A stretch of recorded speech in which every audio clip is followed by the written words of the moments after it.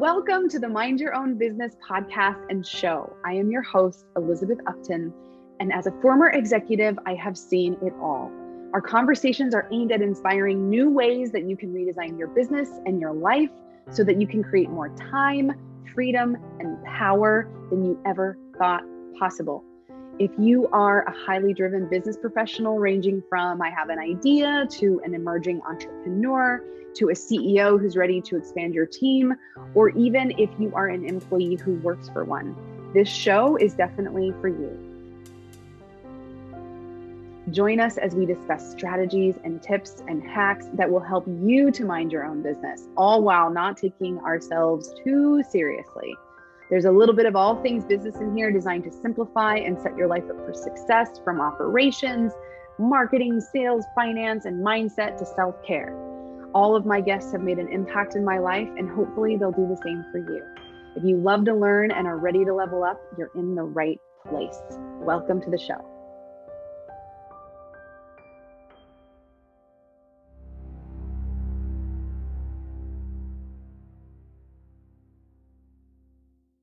Welcome to the Mind Your Own Business podcast. I am your host, Elizabeth Upton, and today we have the honor of speaking with, I love this title, Chief People Officer.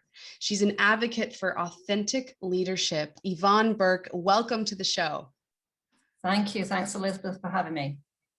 It's so good to have you, and looking at your human resources career, how you began and where you are today, starting in recruiting and then being an HR officer for Belkin International, moving up to director of HR for Europe, the Middle East, and Africa, then transferred to the US as the director of HR for Americas and Global Shared Services, and continuing to move and support people all over the world, also being an executive coach, and continuing to move on to being VP of HR for Montrose Environmental, which is a startup that recently went public, and being patient there, and then continuing to move on to now today, the Chief People Officer at GHJ Advisors, an accounting firm where you're focusing on talent, where you're focusing on attraction, retention. And I know that really your main focus is people, and that people really matter to you. So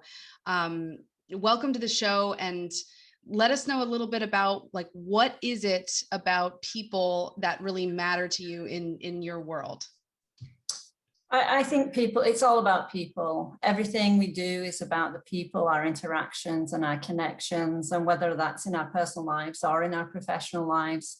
But I think for me, I've been fortunate enough over the years to have a great many people who've mentored me and trained me and developed me. And, my path wasn't an easy path. I didn't start off in HR. It wasn't where I wanted to be. It wasn't what I thought I was going to do growing up. But I gravitated towards it when I found myself in recruiting by chance. And as I started to recruit, I realized the importance of teams collaborating and working together are really the biggest success for a firm is that when they get the right people together and the right teams together, and they're able to collaborate and build businesses. And you wouldn't be able to do that if you didn't have the right people in the right place in the right spot. And if you don't invest in people, if you don't invest in their development as individuals, and you don't care about them as people, I think it would be impossible for firms to succeed. So I guess the key is, people are the success of an organization, and without people, how would you grow a business? So it's always been my focus. I'm fascinated by people. I'm fascinated by connections I make or conversations I have with people, and really value all those conversations at all levels. It's amazing what we can learn from the youth in our organization right up to the very top. Yeah, and you talk about being an advocate for authentic leadership. Can you tell us what that is and what that means? Yeah, for me, being authentic is bringing your whole self to work, right? Not hiding who you are as an individual, both as a leader and as a person. I think it's important to be authentic, to be truthful and honest and open.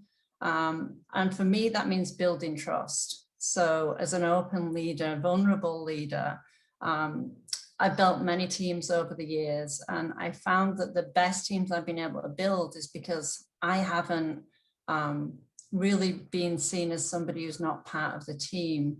I've been open. If I'm challenged, or if I have challenges, not in a way that I'm emotionally, hey, this is going on in my life, but allowing myself to let people know, hey, it's not a good day today, or hey, I've got this going on in my life, allows them to feel that psychological safety to come and tell me when they're not going through great times, or if they've got challenges, both in their work or professionally or personally, so that we're able to accommodate. If somebody's just going through a tough time right now, you can't expect the best of them. But all you can do is support them.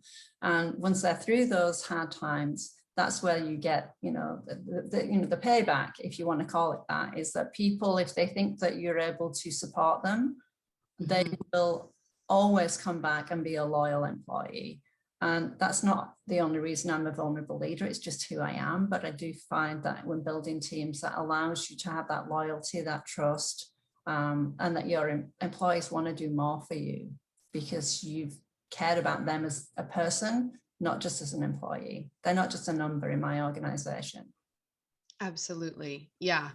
Yeah. And that level of, self-awareness, I hear you saying that is part of who you are, which it's the same way that I am as a leader with teams, sharing what is really going on, admitting when there is something that happened that, wasn't the intended outcome, and yet being vulnerable and talking about it, getting personal, developing the support with the team, and also expressing, personal values and also the company values, how they connect with each other to inspire and empower everyone that's working together, and also opening up the vulnerability where they feel okay to share, even if it is a bad day or a good day, but being aware, because we are people, we're not machines. We are showing up every day and we're working hard, and there's life and there's all these things that are happening.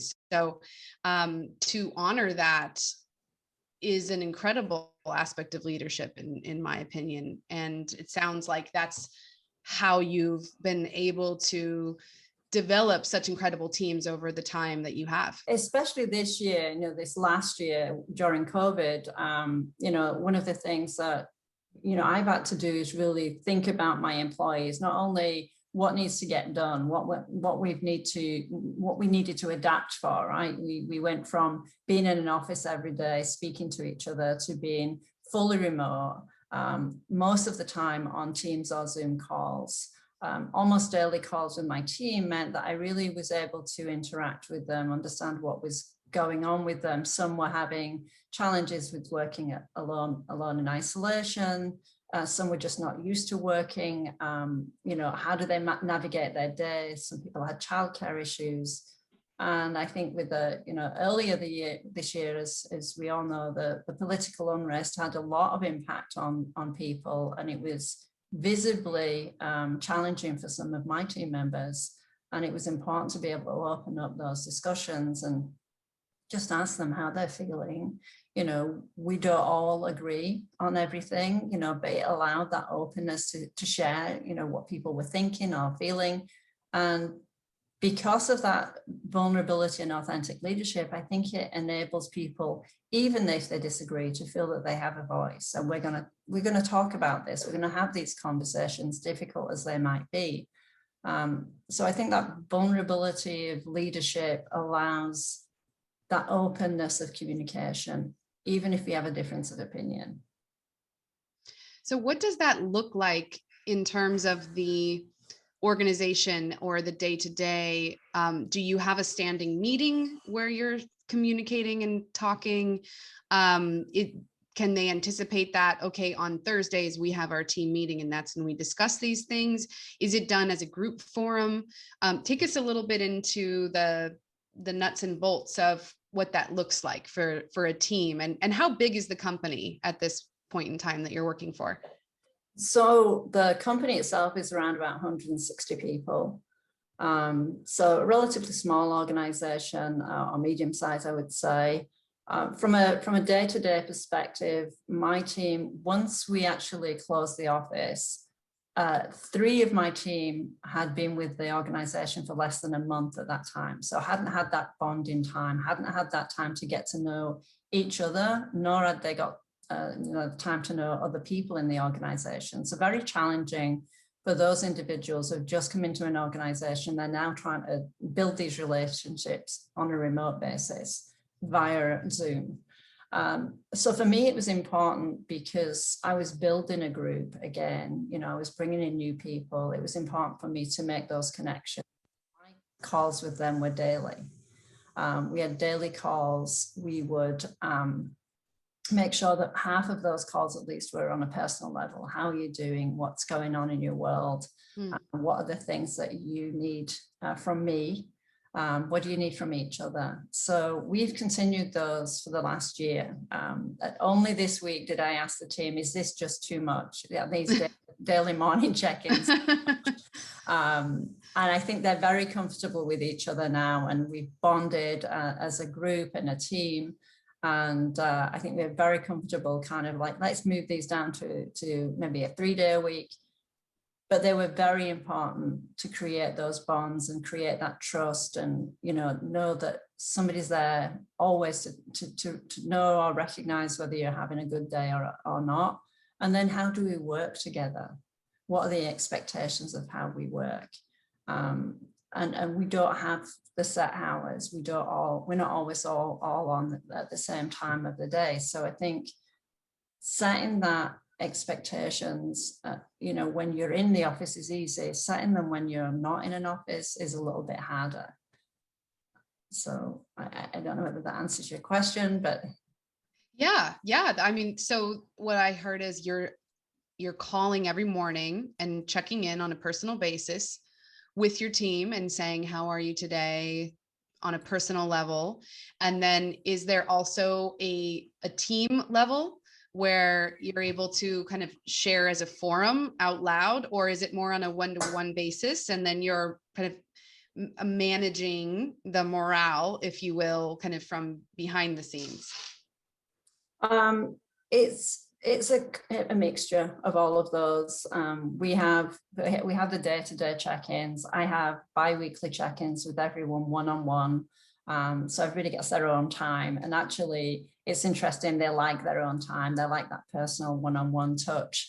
And then on a monthly basis, we meet as a whole team. And we go over a number of, we share what we're working on. We share what projects are ongoing. I share a lot of information that's coming down from the leadership. So I'm part of the leadership group. And, we have bi-weekly meetings as a leadership group. So I share with my team what we discuss in the leadership group. So very transparent and open communication about not only what we're working on it as a team, but what the firm's working on and what our objectives are as a leadership group. Would you say that you're a bridge with the firm and, I would say like executive level, and you're bridging that with staff, or are you the kind of liaison that helps to support and nurture, or is everybody meeting together and communicating that way in terms of the, authentic leadership in the organization? So I think that the firm's a mixture of, the way that we lead. We do have a leadership team, and we do meet, as I said, bi-weekly, and that's where most of the firm decisions and, the objectives are set as a group. We actually work to the Advantage model. So Patrick Lency on this Advantage model, that's how we organize all of our meetings. So we look at the way that we want to lead, who's the operational team in the organization. And below that team, we have what we call Team-n-ars. So the Team-n-ars actually are another set of leadership, and they're selected by the department heads to create another layer of communication to bridge that gap between the executive leadership down to what we then call the blue team being every other employee. So there's a cascading messaging methodology that we're using, I guess you would say. But on a day-to-day basis, our leaders are very open and very, connected to our employees. So the leadership, even though we have a methodology of cascading all our information down and sharing that information, I do think that the leaders in the firm are very open to these one-to-one discussions from anyone at any level. There's really no barriers from the top to the bottom. If you want to reach out to our managing partner and gather information from him, he's more than happy to take those calls. Well, that's beautiful. I mean, that sounds like an incredible environment to work in and to feel motivated in. If I was an employee in that organization, I would feel valued and I would feel like I had a floor to be able to communicate and share authentically with what's going on with me. So I would imagine that you're able to have a high retention rate with your employees. Yes, I mean, I think like any organization, we always have turnover. You always have individuals who decide that, either particularly in public accounting, and anybody you would, talk to in public accounting would say that there's always people who make the decision that public accounting's not for me anymore. I'm going to go and do something in private industry. But I'm really proud that our retention rate is, significantly lower than other public accounting firms that are our competitors are. So I'm very proud of our record of retaining our people. Beautiful.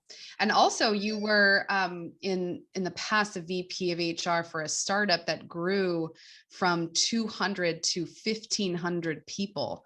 That sounds like quite a feat. Can you take us there for a minute and share with us a little bit like what that is for our viewers to imagine how you would grow a business from 200 to 1,500 people? Yeah, it was a feat. Just that it was a very interesting environment, and essentially, I started that I was introduced to the original founders of the company through a friend of mine. We conversed quite a bit about culture, and subsequently I ended up working for the firm. So we grew the firm purely by mergers and acquisitions, and most of those mergers and acquisitions in the early days were certainly what I'd call mom and pops. So very small, mom and pop industries in the environmental industry. And it was I spent a lot of time on the road. I spent a lot of time on and off planes because I wanted to make sure that those integrations of those mom and pop companies and small firms were integrated well into the larger organizations. So it really was that, again, that people factor matters. So if you're going through mergers and acquisitions and the integration doesn't go well, there's a likelihood that those businesses will not survive. So that was really important to me that I was there. I personally met every employee that we onboarded until I left in 2018. I spent all my time traveling at that time. Loved it, loved the people, loved what I did, and but it was just extremely fast-paced of an organization. We always were aiming to go public. It was just something that the firm had decided at the early outset that they were going to go public. And I think at some point I realized that there's little culture. And, when you're integrating that many firms, it's really hard, even with the goodwill that you want to create this common culture. It was very hard to create this common culture within the organization. But with that being said, we're still striving for that. When I got a call from GHJ to ask if I would do an interview with them, and at that point, I decided that this was probably a time to make a move. The firm was large enough that I had built a team. I could leave a team behind that would take care of the organization and move them forward. And it was time for me to slow down a little bit. I thought I was going to slow down. Bum, bum, bum. Gosh, yeah, to think about how to communicate a cultural, how do you generalize culture, first of all, and then to be able to bring that within other organizations that are now folding into your organization and being able to create, a level of connection. I mean, I could imagine that would be tough, because people have a way that they're used to doing things. And then now all of a sudden it's like, okay, we're going to incorporate that, and we're going to be building, and these are our standards, and these are our values. It's quite a job that you were up for, you know. And then every person is unique in their own right. And if you're dealing with a lot of different organizations now folding in, I mean, you hear about a lot of people getting laid off when it doesn't work out quite right, or the new establishment will then it doesn't really mesh with how it used to be. And so I could imagine that there is just so many complicated, yet it sounds like your heart was in the place of, let's unify, let's connect, let's really create this bigger picture of what we're working on together. And to be there in person, to get on the plane and to connect with each and every one of them says a lot about what it is that you are creating and how much you care about what it is that you do. Yeah, I think it's really important to love what you do. And if you don't love what you do, then you're not engaged in that, and that shows. So for me, it was, again, we go back to, it's all about the people. And if you can connect with the people and create a common connection, then that hopefully is what is going to help the business to continue to thrive. And it was challenging, because a lot of them, again, is mom and pop families, businesses, sometimes 8 to 10 people in these businesses, much larger as we grew and we continued to grow the business. But certainly in the early days, you're talking about very connected family businesses. People have worked there, sometimes, mother, brother, sister, everybody's in that organization. And so to go in there and not be authentic, and to acknowledge that this is challenging for you, that, yes, the decision's been made to sell the business and to merge with another business, but it's still emotional. Absolutely. I remember having a couple of occasions where I met with the owners of those businesses the night before we actually went in to talk to the employees. And I remember a couple of occasions saying to people, they were like, how are you feeling about this? How are you feeling about this? You've sold your business, yes, but how are you feeling about this? Most of those owners stayed with the business. And they would say, oh, I'm great, I feel fine. And I said, be prepared, you're going to cry tomorrow. And they would laugh at me, because these were grown men who climbed up stacks for a business. They were very, so men who are used to kind of climbing 400 feet stacks, they weren't going to cry. And on a couple of occasions, I watched them really struggle on the day that this is it. This is no longer a family business. So to help those people through that emotion, through that integration, is really important, that somebody's there and showing that they care about you, the individual, not just that we've just taken over your business and here we're moving on now. Here's what you do next. Here's our policies. Right. Here's how we do it, as you described. We weren't going in doing that. We were easing our way in. Yeah, it wasn't a my way or the highway kind of thing. No. Because that doesn't work. It does not work. And we did not lay people off. So I was fortunate that I've seen that and heard of mergers and acquisitions and integrations where that has happened in that organization. Fortunately, we were not making those decisions.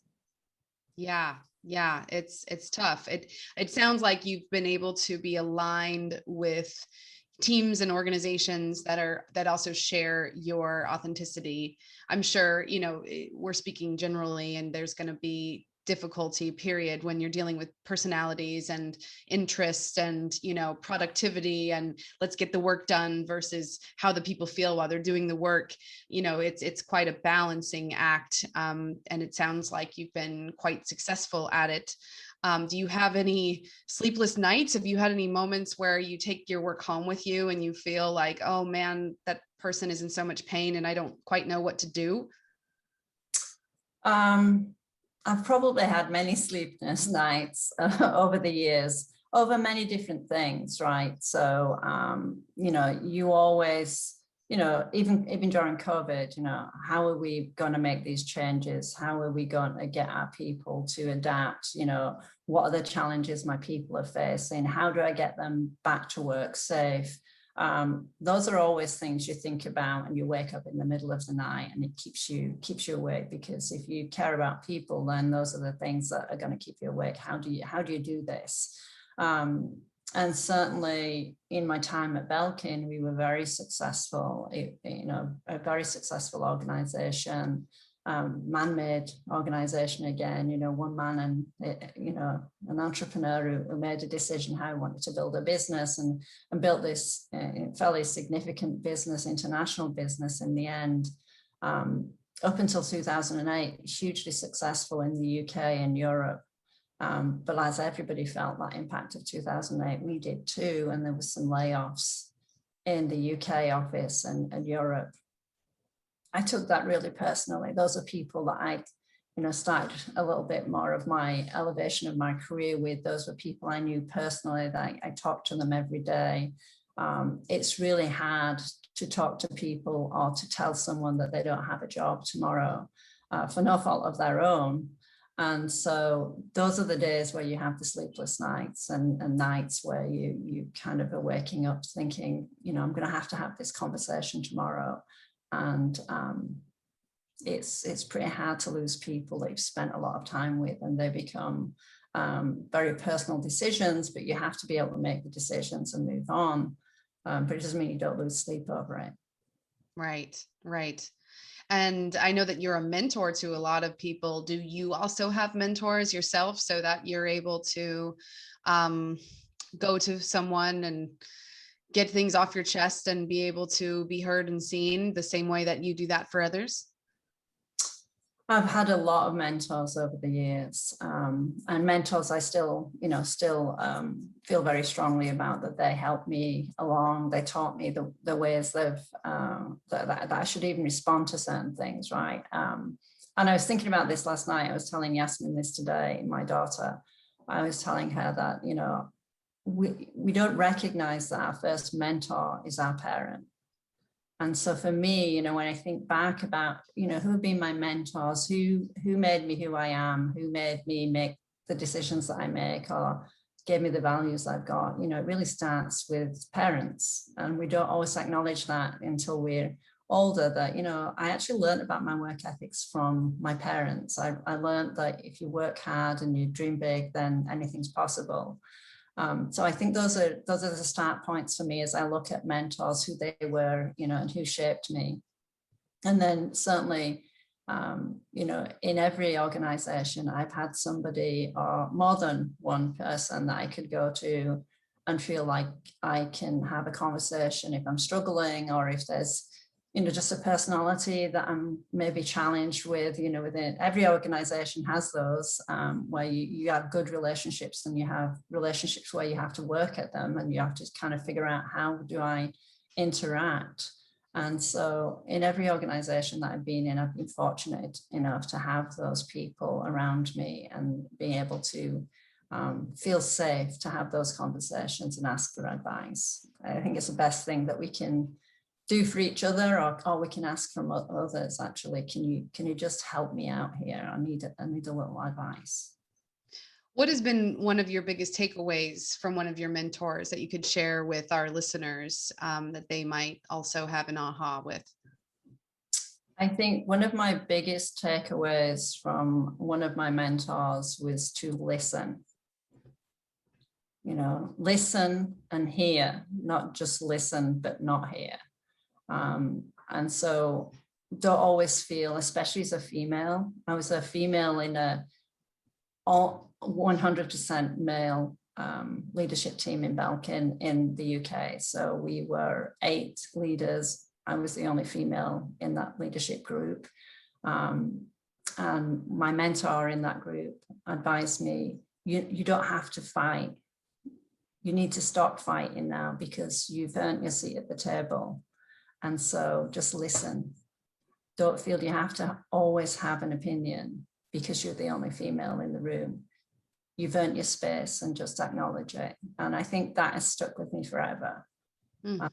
It was a very compelling moment when you said, "We got you." Wow. Wow, that's powerful. That is, because there's nothing to prove. You are there. You're sitting there. You're communicating, listening, sharing, absorbing, processing, and you don't have to always say anything about it. You're there listening, and that's a beautiful thing.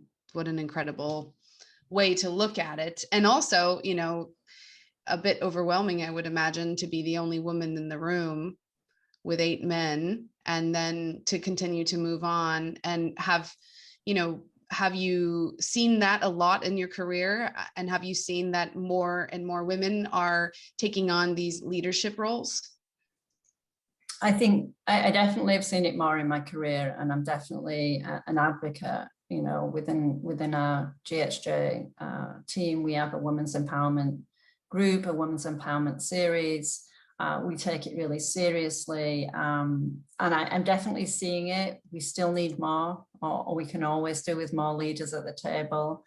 But I also think we need to acknowledge that men are our allies. They're not our enemies at the table. And certainly that's how I felt with my 8 male leaders that I worked with. I learned so much from them. I learned a lot of things that I might not have learned. And I felt fully supported in that leadership role. And I felt like I was an equal, and I should feel that way. But it takes you some time to build your own confidence if you're the only one. But I do think that we're seeing an increase in female leadership. We still need to continue that work, and we still need to keep working and supporting each other. And I think the only ask I'd have of female leaders is support female leaders. Sometimes it feels like it's a battle of who's the most powerful female leader in the room. And that doesn't have to always be that way. And so my biggest ask of all female leaders is to mentor, ally, be a sponsor for other female leaders, or upcoming generations of leaders. And allyship, I know you talk about that quite a bit. Can you tell us more about allyship and what that means as it relates to, to business and to life? Yeah, I think mainly to business I would relate to. And, there's always a need for someone to be recognized in organizations. And if you can act as an ally for somebody in an organization, use your own, I hate to say the word political, but political power that you might have, that just may help others who are underrepresented to be represented in the organization and to be brought forward, and to just sponsor those individuals and give them the visibility within an organization. I think it's really important, especially, as I said, if you see people who are underrepresented, how do you bring them with you? How do you bring them along to the leadership table? And I think that's what I say that as females, as I talked about earlier, and I see that as males being allies to our females, bringing them forward to leadership positions. And it's something that I always like to think that I do and can do for others. If you need my help, or if you need me to help you along the way, I'm going to be your ally. Why do you think mentorship and allyship is important to the success of a business? I think it's hugely important to success. I don't think we can underestimate development of people. So as a mentor and an ally, you're helping in developing the next generation of leaders, and that can't be understated when you're talking about success of a business. If you don't have succession, if you don't have people that below its current leaders you're developing, then it's going to be damaging for an organization. So pairing and building people and sharing your knowledge and your skills and experiences with others is really part of what your role is as a leader. And it really helps, I think, as I talked about earlier, a mentorship or any kind of mentorship can also bring forward underrepresented talent. So as you're starting to notice, you want to bring forward who's not represented at the table today, that we need to mentor and ally with and sponsor so that they can have a seat at the table, whether it's females, whether it's looking at it from a diversity lens. It just helps to foster more of an inclusive workplace, I think. And every mentor that I've had has helped me learn something new, taught me a new skill, given me visibility of a project or something that has allowed me to just grow as an individual, either personally or professionally, because sometimes the advice you're given professionally can actually translate into your personal life as well. If you're not somebody who listens, then you're probably not listening to your personal life as well. So from a business perspective, I just think it is important to be able to develop those skills in your workforce and bring forward people who are underrepresented in the organization. And as you said so aptly, is that it's building future generations of leaders. Correct. That is so important to look at. I don't know if it's just as I'm getting older or what, but I feel like as a kid, we were a little bit silenced. It was a little bit like, oh, leave it up to us. We know what we're up to. And then as generations have been growing up, and there's so many different things happening in the world, then it's like, wait a minute, we need to look out for the younger generations because they are going to be coming up. They are going to be the leaders, and it's also probably because I'm a mother. I have a 3-year-old son, and I'm looking at him and I'm looking at his development. I'm looking at what he's learning and growing and thinking about his contribution to the world and what he can bring. And, to have it through the lens of, oh, this is our future generation of leaders that are going to make an impact in the world or in our organization or in the success of our business.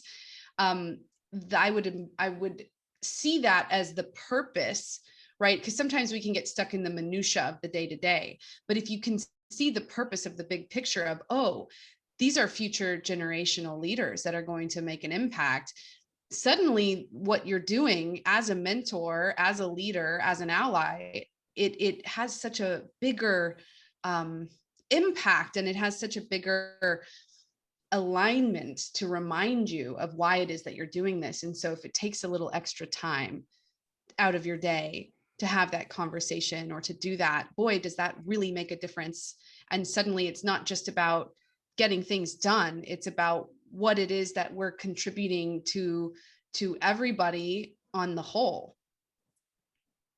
Agreed. I mean, I think that it is important for us to remember that the youth are our future leaders, and they have to be developed and mentored, and they do have to seek guidance, and you have to provide guidance. It's a role. It's our role as parents, and it's our role as leaders, and it's our role as friends, I think, as well. I've often had friends that have asked me advice, both personally and professionally. How do I develop my career? How do I have this conversation? How do I give this feedback? And to be able to pass on, it's really just passing on what's been given to you. I've had the pleasure of having people give me that advice. I've sought that advice, and I think being able to pass that on so that we are developing that confidence in our youth to be the next strong leaders in our organization, it's essential for a business. And you have to take that time out of your day to just ask those questions or provide that guidance or provide that feedback. I used to ask one of my VPs, every one-on-one I had with him, I would say, what can I do for you differently? Because I wanted to know what is it that I'm doing that's working, and what else can I do? And we'd always start our conversations like that. And I found it very helpful to have that discussion. And now I will ask my employees when I have one-on-ones, what else can I do for you? What is it you need from me? So that I can help guide their career and help guide them in either difficult conversations, difficult relationships that they're having, or just generally, you know, what else do you need from me to grow your career for you so that you can be the next leader? And I think that's hugely important, and you're missing something if you don't ask those questions. Big time. Yeah. Talk about listening. What is your advice for having a difficult conversation? What would be some kind of ground rules for, okay, I'm nervous, I'm about to have this conversation, or maybe there's an example you could give us as it relates to what you would say to someone that is seeking that advice? I think always to be honest, and to come from a point that there's always two perspectives, right? So you may have a perspective, but the other person may also have a different perspective, and how do you bring the two together? So if you're having to provide feedback to an individual, you know, ask them first, you know, what do you think about this situation? You know, what are your thoughts? How well do you think you did in this area or this particular situation, before you get into giving the advice on how to fix it, because you may not have all the perspective of what happened or what the situation was, or what the issues were around a job, for instance. But I think that I always tell people this, and we say this a lot, you know, nice is not always nice. So, you know, if you don't give someone feedback because you want to be nice, because you think that they may not take the feedback well, you're actually not helping their development. So be courageous enough to have the discussion, and even be prepared that the person doesn't necessarily want the feedback or doesn't agree with the feedback, but be prepared to have that discussion rather than shy away from a difficult conversation. Right, because in a lot of ways, you don't know how that feedback could impact how they are growing professionally, or other situations that could happen in their lives or at other companies. And that feedback might be the very thing that they exactly need in terms of their growth and how they're evolving, dealing and working with people. It's, you know, it's a good point, because sometimes we do feel bad, and we think, oh no, I don't want to hurt their feelings. But ultimately there is that disservice of not giving them that feedback, even the critical feedback that can really make a difference with how they are moving forward. So I've experienced that in a lot of ways, and also in firing people. You know, it's really difficult to do that. And if they're not happy where they are, then you're doing them a service by saying, I really want you to be somewhere where you're going to be thriving. And whether, you know, apparently that's not here, but that could be somewhere else. It could be so important for you. And this is the feedback. And, you know, it takes courage. And to me, I do my best to bring a level of curiosity, which is also what I'm hearing you say in the questioning, the listening at first, right? There's a curiosity. There's a, how is this for you? How is this occurring to you over there? So we can connect on how this is going as a big picture, and then decide, you know, what the next outcome could look like together. So yeah. I think there's been many occasions, you know, that I have been in a situation where, you know, I've had to terminate people, you know, and it's not easy. It's not easy for anyone. It's certainly not easy for someone to look somebody else in the eye.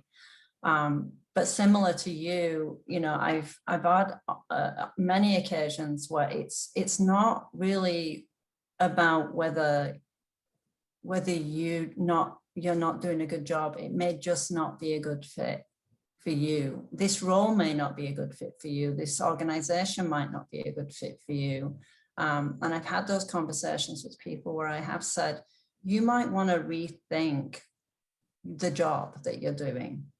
This may not give you pleasure. And I've had a couple of occasions where I actually asked directly, do you love your job? Do you like this job? Do you like what you do? And on one occasion, I was very shocked when somebody said, no, I wanted to be a mechanic. And I said, then go and be a mechanic, because you're never going to love doing a job that you really don't want to do. So if this isn't giving you pleasure, then this is not the right, it's not only not the right place for you in terms of the company, the firm that you're with, but it's not the right role for you. Go do what you love, and then you will find that everything else comes easy. Is that similar? I know that you've said, bring your own seat to the table.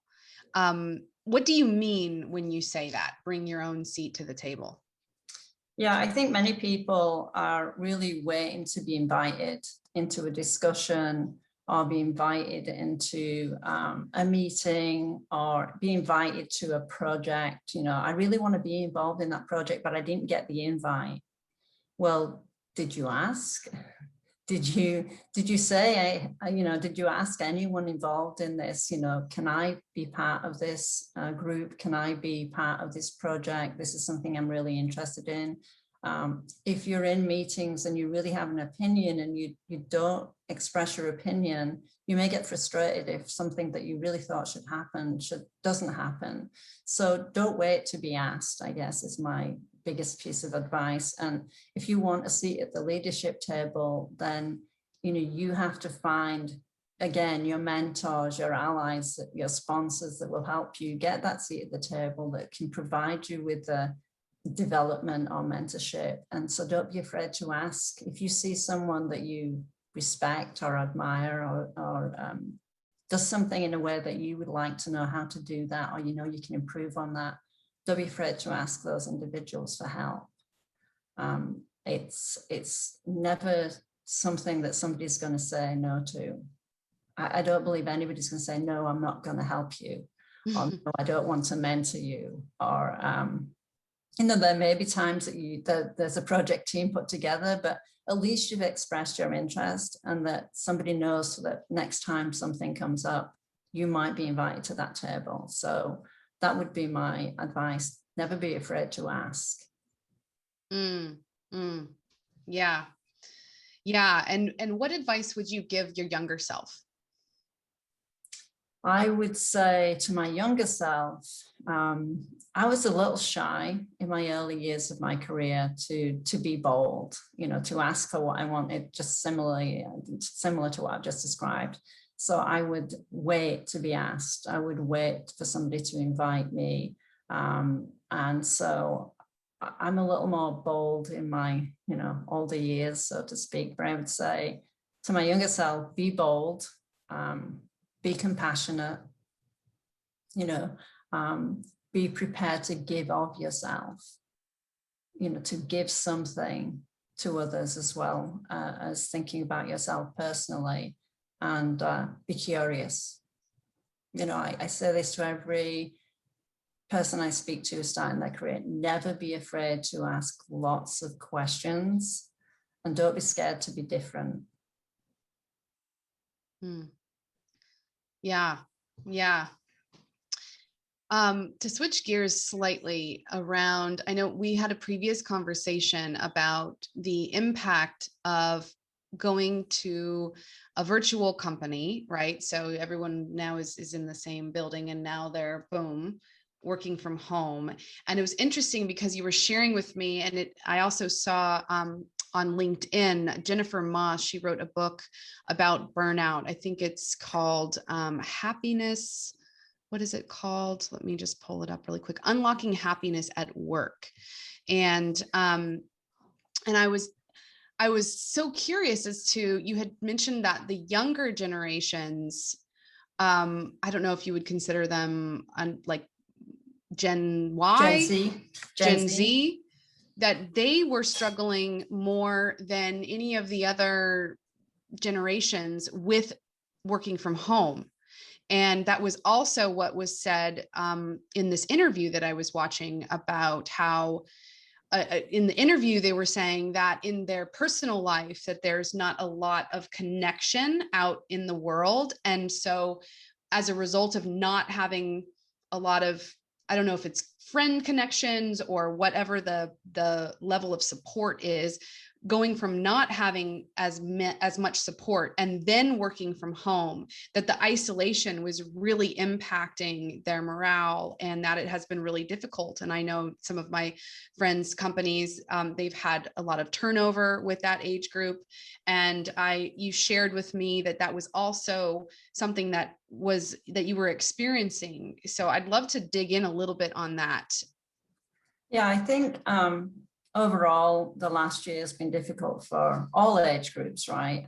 But I think in particular, and there's a couple of age groups that I think that it's been challenging for, young families with, young parents with families, who've had to juggle work, school, home is work, work is home. Work is home and school for some of those parents. So that's really been a challenge, I think, for that kind of generation that are just becoming young families. So that's been a struggle, and I think that on occasions has made people think, what do I need to do to make sure I can balance my life, my home, my family. But I think the younger generation, and I hope I don't offend anybody by saying this, but younger generation, which I'd call Gen Z, and my daughter falls into that category, so I'll say that I might understand it a little bit more. I've really started to feel that loss of social connection. So if you think about it, a lot of young college graduates just starting their careers with firms, coming into the firm, they're coming in somewhat with a cohort of friendship group. They come in together. In my firm, we actually bring in interns who then become full-time hires. So they've kind of made those connections as interns, and then they come in as new hires. They might eat together, they might stay late together. Public accounting, sometimes has its, does have its busy season. So they're in this together, they're working that time together. And whilst we had a hybrid workforce before, so you sometimes in the office, sometimes, work remote, sometimes work at a client, there was always those connections. Let's go to lunch together. Let's, if we had meetings in the office, we'd eat together. So I think that lack of social connection, collaboration, ability to also learn alongside or be able to shadow more experienced people on the job rather than through a camera lens or through a Zoom lens in this case, has been really challenging for that generation. And I think it's made them rethink, what do I want to do with my life? What do I want to do with my career? Is this the right industry for me? And start to, and we often have in the public accounting world, there's probably, a period of time whereby people start to rethink whether they want to be in public accounting. But in this kind of frame of timing, that might have just expedited some people's decisions to, I don't want to be in this, either in public accounting, or I don't want to be in this industry at all, which took me a little bit by surprise. I wasn't expecting that. I was expecting the Gen Z generation to adapt very quickly. They're always on social media. They're using computers daily. They're always on, right? They're on their phones, they're on social media, they're on Instagram, they're on something. So I thought it would be an easy transition for that group. And surprisingly, what I've read in recent months is the older generation have found it much easier to adapt. So my age group, for instance, have found it much easier to adapt because, we have those social connections. We have built up those connections outside of work, whereas I think, a lot of the younger generation, that's where their friendships are born. They are creating and starting to create their long-term friendships for life. That's been my experience. Yeah, I experienced that as well with the company that I was running before. We were virtual, but we also had a physical office. And so we were given the opportunity on multiple occasions to go all virtual or to still keep the office. And my team and I, we had wanted to keep the office, even though some of the leadership was remote, but we really liked the camaraderie. We loved working together. We loved, we would do lunch together and we would have that time. And only, this was all before COVID. So we did decide to go virtual. And it was around the time of my maternity leave. And so it was an interesting transition because the company was already set up to run virtually. We've been using Zoom, and a lot of our team has been virtual. A lot of the meetings, that we were already set up that way operationally. But it was interesting to witness the transition of it going 100% virtual. And a lot of the people on my team that were struggling with it were the younger than I, and they were like, "Oh, well, I don't know. I feel like I'm always in my room, or I feel like I'm here. I want to get out. I want to do things." And this was all pre-COVID. So it was interesting. And I remember thinking, well, I thought that I would like it less than I actually did, because I noticed and maybe it was part of being a new mom and, being able to be close to my baby when, I didn't have to be commuting and driving and coming home when it was dark and, leaving when it was dark. But I actually found the balance. And I also had a separate office space where I could close the door and it wasn't, all in the same spot. So that could be a solution for people that are struggling, is to actually create a space and an environment that will give you the feeling of, okay, I'm at work now and I'm at home now, and having that level of separation. Because one of the main things I noticed is that it was hard for me to turn off the work and then like turn on the personal. There wasn't that transition that you would normally have when you walk out of the office and when you get in your car and when you're driving home and you're thinking about the day. And now when you're getting home, there's a clear separation. I noticed that it was harder for me to turn off that transition. So I found myself being a little more impatient. Like I didn't have the time to settle into being off work.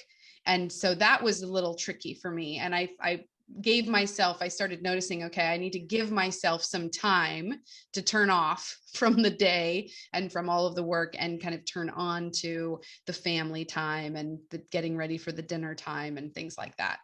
Are there any other solutions that you've found that for our younger listeners that are, nowadays, this conversation is hugely relevant because a lot of us are working from home. Are there any other solutions that you've found? Yeah, I think similar to you, I think everybody's had that same struggle. How do we adapt from, having that transition time to, we get up in the morning and our phones are there, and then our laptops are there, and do we have space, and have we created space? And I think for some of us, it's been a little easier to create individual space in our homes, but for some, going back to that younger generation, some might have been sharing, apartments, with other, people they rent with. Some may still be at home, so it's their bedroom. And so I think that for everybody, it's been trying to find that right space, and to be able to recognize what that day looks like. The day doesn't look the same for anyone anymore, in my opinion. So not everybody is getting up and they're starting at 8 and they're finishing at 5, and they're kind of figuring out their day. And we've tried to also encourage our teams to think like that. Your day doesn't have to start and end the same way. You just need to communicate what your day looks like. So if you need to take a break in the middle of the afternoon, we always did encourage that as a firm, but even more so now. So really understanding that not everybody works in the same way.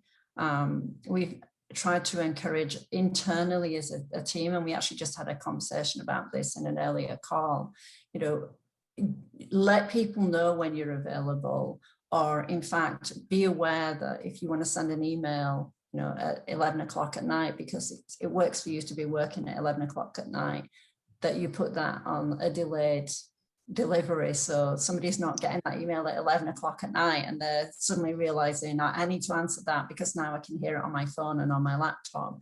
That's a good one. I don't think people know.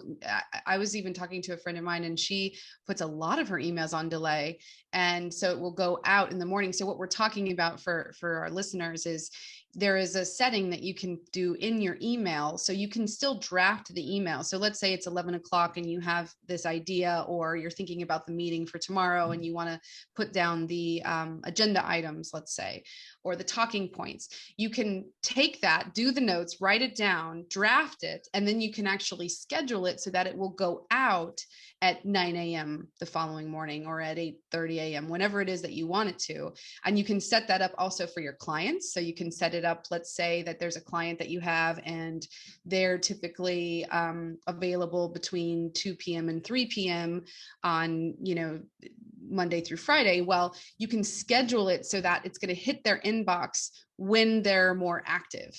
And it's a really awesome tool that I don't think a lot of people know about. And I'm so glad that you brought that up, because it can create momentum and leverage. And you also don't have to be thinking about things and writing those things maybe when you're not at the height of that moment, right? You have this aha and this thought and you're inspired about it. Well, you don't have to hit send. You can actually schedule it. That is a great piece of advice. Yeah, I think it's really useful to start to, and I think more and more we need to utilize technology tools that we have, right? What are the things that are available for you? For me, for instance, I get my friend Cortana, she's called, turns up in the, when I set up my laptop in the morning. So I guess it's a driven tool. But it reminds me what I've got going on in the day. So it sends me reminders, it attaches documents. So I'm like, oh yeah, I've done that. You can say I've done that, I've done that. No, I need a reminder about that. So I use that quite a lot. I check that when it pops up. I don't, just close it down. I actually like, what is going on today? What do I need to do? The other thing that I've certainly found, and I've heard other people talking about, is really scheduling time now, scheduling everything. And that sounds really crazy, but scheduling your email time, scheduling your break times, putting in breaks throughout the day for yourself. And we've really focused, we've taken a lot of time this year thinking about mental health and wellness. It's been a big topic in our organization and our firm for us, is not focusing on, as you say, how can we get the work done, but how can we help employees and support them to get the work done? Because if you're not mentally healthy and well, and this has been a real struggle the last year for people, social isolation has definitely impacted people's mental health. We've made that a very open and transparent topic in the organization. We talk about it all the time. We've put on different activities like yoga. We have a meditation series. We have a number of things that we're just focusing on. These are times for you to take time out of your day just to realize that you can take those breaks, because people tend to forget when they're at home all day, when to eat, when to take their breaks, what's a good time to break. It's easy to just run through a lunchtime and let those meetings run. And so scheduling that out. And for me personally, I actually block out chunks of time to actually work on projects so I can think. Because you could easily run into meeting after meeting after meeting on Zoom calls like this, and you're exhausted. You're exhausted at the end of it. 100% death by meeting over and over again, and then you're not looking at everything that you're doing. I remember one of my colleagues and we took these big pieces of paper and we put them up on the wall, and we took the Post-it notes and we were kind of color coding the Post-it notes based on the objectives that we had and the things that we wanted to achieve, but also looking at what we spend our day on, right? Like how much time are you on the phone with the client? How much time are you in meetings? How much time are you actually eating, right? Like lunch would just come and go, as you just said. I've done that all the time. And when we started to actually look at what we were doing throughout our day, it was no wonder that we weren't getting to a lot of the things that we had wanted to get to, because we weren't looking at the big picture of it. And I'm such an advocate for that. And that's what I work on with my clients. I mean, it sounds so simple, but it's something that takes this bigger picture planning and looking at, okay, this is what I'm spending my day on. This is why I'm not getting to this. And then how do you want to prioritize those things that you want to get to? And by seeing it on the wall, I'm such a visual person. It's a great exercise for anybody that really has, an hour or 2 hours to just turn off whatever else is going on. And sometimes it feels like, well, I don't have the time to make the time to do the thing. But really, it's like your own pain that you're going to have to deal with. So take that time, because it will make such an impact. And it also helps, if you realize, oh, I've spent cumulatively over the day 4 hours on the phone with clients. Well, each conversation matters. And so I would have to advise some of my team to really look at the time that was spent there, and if there was a way to manage expectations or to streamline or to have an FAQ or some information that then could be sent rather than it explained over and over again. So you can look at the problems or the questions that come up quite often, and you can create something so that it can save time on that level. And so you're not spending as much time on the phone, and you're able to do other things or in meetings, right? One of our big questions was, how do we cut down on meetings? Do we want to now do them every other week? Do we need this, as you mentioned earlier, are these meetings supporting you? Are there too many? Are they not enough? Just checking in on that. And weighing that in with everything that you do makes such a difference. And when you see what you're doing, that what you're spending your time doing, it's quite a revelation. Yeah, it's really interesting, because one of the things that we're focused a little bit on is how many meetings do we have, and I think when we fully went remote, it's like, we need to have a meeting for this. We need to have a meeting. Those cooler chats were gone, right? You couldn't just walk by someone's office and have a quick 5-minute chat. So it was a meeting on the calendar, another meeting on the calendar. And, I found myself reaching out to people who put meetings on my calendar and saying, can we just have a quick phone call? Do we have to have a meeting for this? Is this a meeting necessary? A conversation? Could we just spend 5 minutes on it? And so it takes some discipline, because it's a new way of working, right? To actually decline those meetings and say, hey, this doesn't really require a meeting. We can solve this by email, or we can solve this by a quick phone call. So some of the things that people really need to focus on over the next, as we continue to have the hybrid, our office is open, so we have a hybrid kind of environment, is just, when do we need a meeting? When do we not? And as you say, focusing on where are we spending our time and our efforts, and are we spending our time and efforts in the right place? Yeah. It's so important. And again, I know I've said it 3 times, but it sounds so simple, but it's really not. It's a big picture look at, people focus on being efficient, but if you're not looking at the big picture of what it is that you're achieving, you're spending your time doing things that aren't in alignment with that big picture. So taking the time to look at, okay, this is what I'm creating, and now within that, I can create efficiency. Then you're going to achieve your maximum productivity. And that is a worthwhile endeavor in any business or in your life that you're doing. It really matters. Are there any books that you recommend, or anything that our listeners might really like to read, or third-party resources? What has inspired you? I read a lot. I read a lot of leadership books. I read a lot of, kind of, I don't want to call them self-help books, but they are kind of self-help books, really on those things. How do I manage my stress? How do I manage my pressure? You talked about a book earlier. I actually read something similar, and I thought you were referring to it, The Happiness Project, recently, and thought that was really helpful about, it's always looking at things in a positive way, always bringing a positive kind of approach to things and seeing things from a different lens and different angle. I think one of my favorite books, and I did actually spend a lot of time with this book when I took a little bit of time off work between Belkin and doing some consulting work, was The 7 Habits of Highly Successful People. And I go back to that book time and time and time again. I could give you a ton of books and talk through a ton of different books that I've read over a period of time, but that has to be one that I keep going back to time and time. It's really about I still refer to the goals I set from reading that book. I still have the list of goals I set, and did I achieve them? What do I need to achieve them?